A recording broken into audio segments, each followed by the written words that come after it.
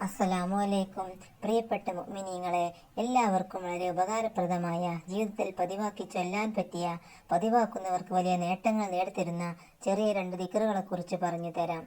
ഈ അല്ലാഹു തആല ഇത് ചൊല്ലാൻ നമുക്ക് ഭാഗ്യം നൽകുമാറാകട്ടെ. ആമീൻ. ജീവിതത്തിൽ സന്തോഷവും സമാധാനവും വിജയവും ഐശ്വര്യവും ഉയർച്ചയും ഉന്നതിയും സാമ്പത്തിക പുരോഗതിയും വന്നു ചേരാൻ ഇനി പറയാൻ പോകുന്ന 2 ദിക്റുകൾ പതിവാക്കുക. ഒന്നാമത്തെ ദിക്ർ അസ്തഗ്ഫിറുല്ലാഹ വ അത്തൂബു ഇലൈഹി.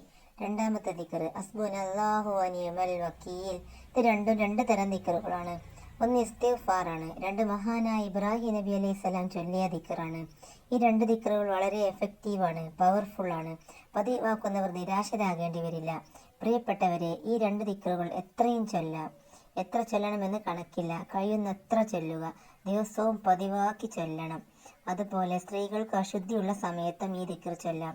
ഈ പരിശുദ്ധമാക്കപ്പെട്ട മുഹറം മാസത്തിൽ തന്നെ ചൊല്ലിത്തുടങ്ങിക്കോളും.